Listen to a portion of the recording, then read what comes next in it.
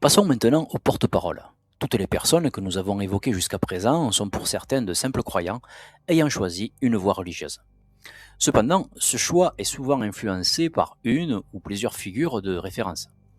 Nous avons vu émerger récemment sur les réseaux sociaux toutes sortes de prédicateurs, curés, cardinaux et autres hommes d'église adoptant les codes des influenceurs. Ces hommes, sans doute animés de bonnes intentions, incitent une partie de la jeunesse, notamment à droite, à rejoindre ce qu'ils appellent parfois la grande armée du Christ. Ils affirment combattre pour le Seigneur et pour la France, une formule dont le sens est discutable, puisque à l'époque du Christ, la France était loin d'être au cœur de ses préoccupations. En effet, historiquement, le ministère de Jésus s'est déroulé presque exclusivement en Judée, en Galilée et dans les régions voisines au sein d'une population majoritairement juive. Les évangiles montrent qu'il enseignait d'abord aux juifs et fréquentait les synagogues. Il n'a jamais voyagé en Europe ni prêché directement aux peuples européens. Dans le rôle d'influenceur phare, si on peut dire, du milieu catho-identitaire, on trouve l'abbé Raffray. L'abbé a acquis une certaine notoriété sur YouTube depuis quelques années en diffusant notamment de nombreux shorts sur la tenue à adopter en société lorsqu'on est catholique, ainsi que des conseils pour faire face à certaines tentations de la modernité qu'il juge, et à juste titre pour certaines d'entre elles, diaboliques. Ce sont ces termes, pas les miens.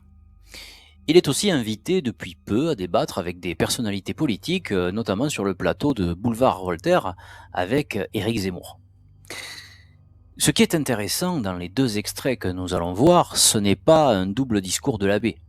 Il est honnête et ne tient pas de double discours. Mais plutôt la compréhension quelque peu erronée que s'en font les catholiques identitaires. En réalité, ces derniers s'attardent surtout sur le fait qu'il est traditionnaliste, ce qui suffit à leurs yeux à en faire, entre guillemets, quelqu'un de chez nous. Mais l'abbé, lui, est honnête. Il mène sa vie en militant du Christ et non en militant identitaire. Il ne trompe personne sur la marchandise. Ce sont les catholiques identitaires qui se trompent de mentor. Le fait qu'il y ait des musulmans aujourd'hui. Ah oui, Donc, qu'est-ce qu'on propose aux musulmans? mais- Eh ben, oui. Ah oui, allez-y, je vous en Non, prie. je pense que ce qu'il faut proposer aux Oui. musulmans, c'est précisément la foi chrétienne. Ben, C'est là- précisément vous êtes- Non, je suis pas d'accord, mais allez-y, c'est votre rôle. Pour moi, la seule solution pour défendre une France chrétienne, c'est de parler du Christ aux musulmans. Bon, voilà, merci monsieur l'abbé. Éric Zemmour le dit très justement. C'est votre rôle. Et en effet, c'est bien son rôle. En tant que curé, il lui revient de prêcher la bonne parole et surtout de ne faire aucune distinction entre les âmes qui lui sont confiées. Sur la question de ce que l'on propose aux musulmans, je connais très très bien la réponse, et c'est celle que partage une large majorité de catholiques identitaires. Ce n'est certainement pas la proposition de monsieur l'abbé qui l'emporterait si l'on faisait un sondage, si vous voyez ce que je veux dire. Dès lors, deux options s'offrent à vous. Soit vous suivez docilement un abbé sous prétexte qu'il est vaguement de centre droit, tout en restant avant tout catholique, donc fidèle à une religion universaliste, soit vous vous revendiquez vaguement identitaire, tout en étant d'abord avant tout catholique. Sauf que ces deux positions sont totalement incompatibles avec la défense de l'identité. Attendez, il faut que l'abbé développe. Pardon, excusez-moi. Dans le sens où, qu'est-ce que vous voulez dire à un musulman en lui disant, en fait, ta religion n'a pas sa place culturelle dans l'espace culturel en France, enfin en tout cas une forme de religion visible à l'extérieur, et donc selon des principes, selon quels principes vous allez lui dire ça fonctionne pas. C'est-à-dire que, mais s'il y a pas de, là où je veux en venir, c'est que s'il n'y a pas de vérité, s'il n'y a pas de défense de la vérité de la foi chrétienne, alors je ne vois pas comment ce principe peut demeurer valide. Parce que là, vous faites des inégalités entre les gens. Vous dites, Oui, je fais des inégalités entre les religions, c'est pas pareil. Pas entre les gens. Eh bien allons-y, organisons une grande campagne de conversion massive des musulmans au christianisme, et la France sera sauvée. On en rit, mais c'est exactement ce que rêvent secrètement de nombreux droitards. Chez les immigrés, ce qui les gêne vraiment, ce n'est pas l'immigration en tant que telle, c'est l'islam. Qu'ils se convertissent en bons catholiques un peu conservateurs et tout deviendra soudain acceptable. Voilà le poison insidieux répandu par certaines chaînes privées et tenues par des catholiques. À force de matraquage quotidien, ils ont réussi à inoculer cette illusion à une large partie de l'électorat de droite.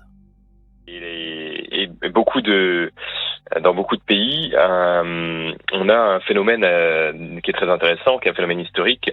On n'a jamais eu autant de conversion de l'islam au christianisme. Ah oui? On observe ça dans le monde. monde. Je pense que depuis les années 2000, on n'a jamais eu autant de musulmans qui sont devenus chrétiens que si on va des 13 siècles précédents. Merci beaucoup Guillaume Guenec pour ces informations, co-directeur du plaidoyer pour Porte Ouverte qui a été donc en direct sur Europe 1 et qui nous expliquait qu'il n'y a jamais eu autant de conversion de l'islam vers les chrétiens dans le monde. Voilà ce dont je parlais à l'instant. Alors, soyons audacieux et allons dans le sens de la droite Bolloré. Imaginons que dans 10, 15 ou 20 ans, après une lutte acharnée pour le retour de la foi, une vaste majorité de Français reviennent au christianisme. Dans une France où, après la disparition des boomers et une faible natalité autochtone, les 3/4 de la population seraient d'origine extra-européenne, tous convertis. Ainsi, une majorité de personnes originaires d'Afrique porteraient des croix romaines autour du cou. Mais ce retour au christianisme n'aurait pas sauvé la France, car même chrétienne, ce ne serait plus la France. Les cathos identitaires, qui prônaient jadis la foi, seraient encore une fois les cocus de l'histoire. On associe trop souvent, et à tort d'ailleurs, le christianisme à l'électorat de droite et non à l'électorat de gauche. Cela peut paraître vrai dans la forme, notamment avec des chaînes comme CNews, Frontières ou même certains youtubeurs totalement demeurés, originaires du sud-ouest. Mais dans les faits, c'est une autre histoire. Le christianisme originel est plus proche des valeurs de gauche, partage, charité, aide du prochain, que des valeurs liées à la droite. Malgré une droitisation observable chez de nombreux catholiques, une part significative continue à voter à gauche. Cette fidélité s'explique par les profondes convergences entre les valeurs chrétiennes et celles de la gauche.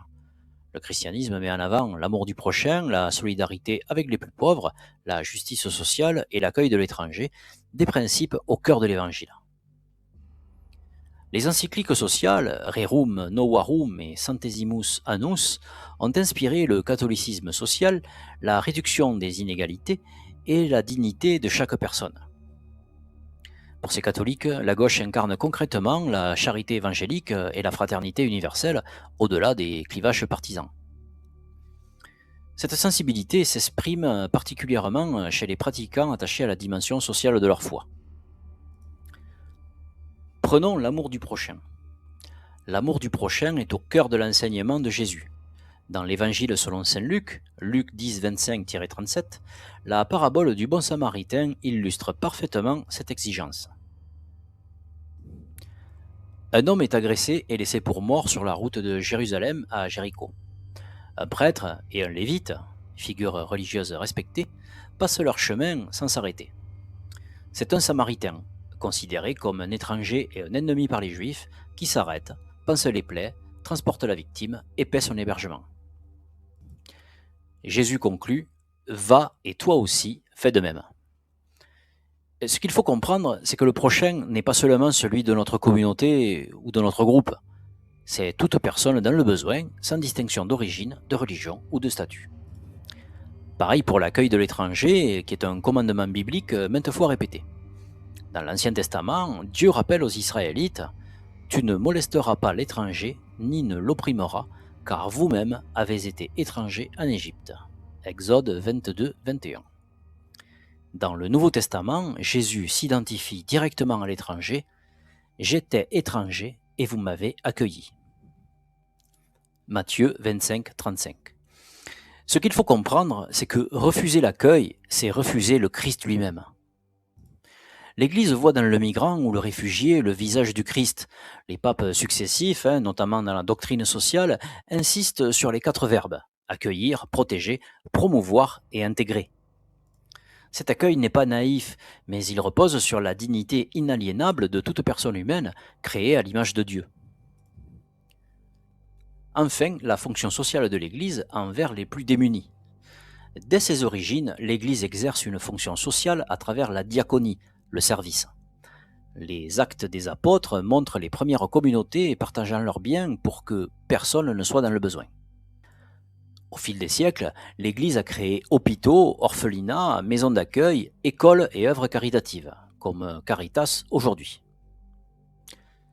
L'encyclique fondatrice Rerum Novarum de Léon XIII et les textes suivants, jusqu'au pape contemporain, développent l'option préférentielle pour les pauvres. Les plus démunis ont une place prioritaire dans le cœur de l'Église, non par exclusion des autres, mais parce que leur situation demande justice et charité. Ces dimensions expliquent pourquoi une partie des catholiques se reconnaissent dans certains engagements de gauche. Qu'est-ce que vous pensez de la situation à la gare du Nord? Moi, j'ai absolument aucun souci avec la situation de la gare du Nord. Je trouve ça très positif. Là devant, on a filmé les gens qui font du trafic de cigarettes, par exemple. Ouais, ça peut être dérangeant, mais honnêtement, je pense qu'il faut pas avoir que ça, genre de l'illégalité, il y en a un peu partout, des problèmes, il y en a un peu partout.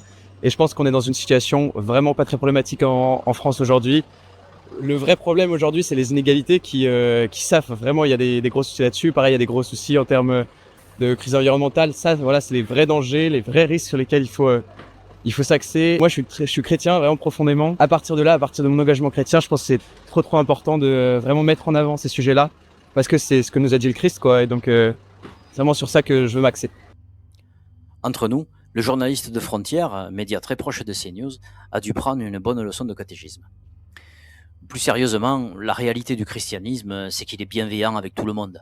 D'ailleurs, on voit bien que ce sont toujours les catholiques qui accueillent les autres religions et jamais le contraire.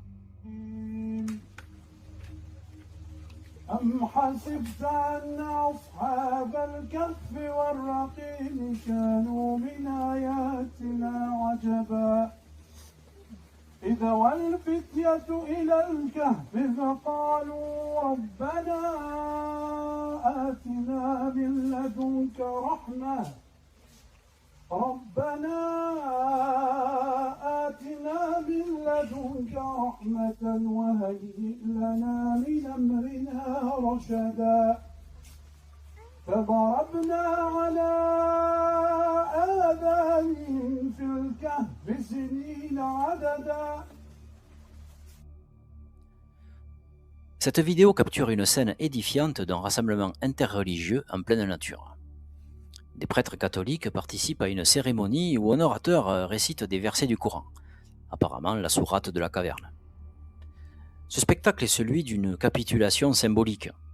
Les catholiques acceptent ici de se fondre dans un syncrétisme où l'islam dicte le texte sacré et le cadre spirituel. Les prêtres restent silencieux ou complices pendant que la récitation coranique s'impose. Cette posture d'ouverture à tout prix révèle l'essence même de l'Église à se soumettre lamentablement. Elle offre le spectacle navrant d'une soumission courtoise, presque joyeuse, face à une religion qui n'a jamais reconnu la réciprocité. Même problématique ici, lors de la rupture du jeûne dans une église en Allemagne.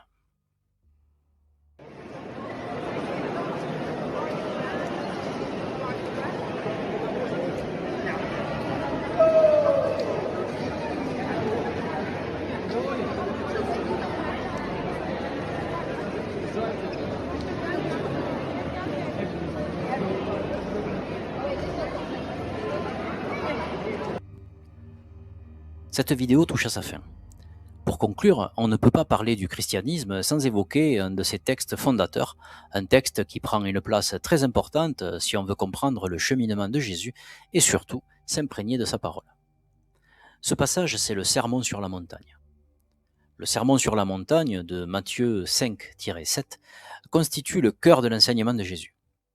Loin de l'image d'un christianisme guerrier que certains courants identitaires cherchent aujourd'hui à promouvoir, ce texte révèle une éthique radicalement pacifiste et universaliste. Jésus y dit « Aimez vos ennemis, priez pour ceux qui vous persécutent. Si quelqu'un te frappe sur la joue droite, tends-lui aussi l'autre. Ne résistez pas aux méchants. » Il condamne donc non seulement l'acte violent, mais même la colère et l'insulte. Il prône un amour sans frontières, sans réciprocité exigée. Le chrétien idéal est celui qui renonce à la vengeance, à la défense de son honneur ou de son groupe, et qui tend vers une pauvreté spirituelle détachée des réalités terrestres. Personnellement, ce message me fait étrangement penser à la contre-culture des années 70, les années Peace and Love. Amour universel, non-violence absolue, rejet de la loi du talion, méfiance envers les puissants. D'ailleurs, cette expression évangélique illustre bien l'état d'esprit chrétien. Il est plus facile à un chameau de passer par le trou d'une aiguille qu'à un riche d'entrer dans le royaume de Dieu. Vous noterez la référence identitaire avec l'image du chameau. Cet adage promeut une inversion des valeurs naturelles. Les faibles sont exaltés, les forts sont invités à se soumettre. Les identitaires qui veulent faire du christianisme une religion européenne virile, enracinée et combattante devraient s'imprégner pleinement de ce texte. Le sermon sur la montagne n'est pas un appel à la reconquête ou à la préservation identitaire, mais un appel à la dissolution de l'ego dans un amour sans limite, y compris envers l'étranger et l'ennemi. En conclusion, je crois qu'il est contradictoire d'affirmer en même temps une identité ethno-culturelle et un attachement total au catholicisme. Le catholicisme est, par définition, universaliste. Il efface les frontières ethniques et appelle à accueillir l'autre. Cela s'oppose directement à l'idée de préservation ethnique et de hiérarchie entre les groupes. Se réclamer d'une identité européenne, tout en se revendiquant chrétien, relève donc soit d'une instrumentalisation politique de la religion, soit d'une méconnaissance de son contenu réel. Dans les deux cas, c'est une contradiction importante. Cette contradiction vient aussi d'une ignorance historique assez répandue, surtout chez les jeunes, ce qui est naturel puisque c'est une période de découverte. Beaucoup se tournent vers le catholicisme par habitude culturelle, par héritage familial ou sous l'influence de figures publiques sans avoir une vraie culture historique. Ils ignorent souvent que la civilisation européenne ne repose pas d'abord sur le christianisme, mais sur un substrat païen ancien, en particulier grec. C'est la philosophie grecque, la science hellénique, le droit romain et les mythes païens qui ont façonné nos cadres de pensée, notre art, notre politique et notre esthétique. Le christianisme a repris et transformé ses acquis, mais il ne les a pas créés. Présenter le catholicisme comme l'unique fondement de l'Europe, c'est simplifier excessivement une histoire complexe et occulter des millénaires de traditions antérieures. Le paganisme antique, avec sa pluralité de cultes, sa pensée rationnelle grecque et son éthique civique romaine, a profondément structuré nos imaginaires et nos institutions. L'héritage grec reste particulièrement décisif. Philosophie, théâtre, architecture, sciences, pensée politique. Ce sont des fondations essentielles de notre civilisation. Enfin, ceux qui défendent une politique de préservation culturelle devraient arrêter d'instrumentaliser une religion dont la logique va souvent contre leurs objectifs. S'ils veulent vraiment défendre une identité européenne authentique, ils doivent reconnaître la continuité complexe de notre histoire, païenne, hellénique, romaine. Refuser cette nuance mène à des positions contradictoires, politiquement inefficaces et intellectuellement fragiles. En réalité, la formule identitaire et catholique cache aujourd'hui une vraie dissonance entre le dogme religieux et le projet politique.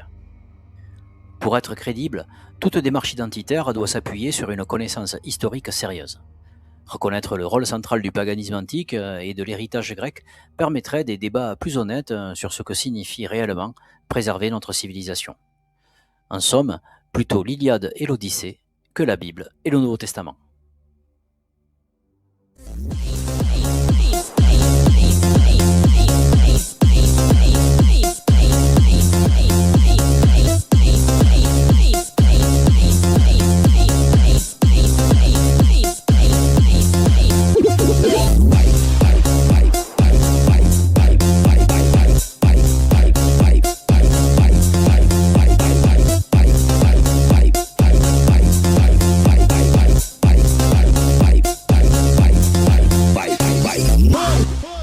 Was always polytheistic and pluralist.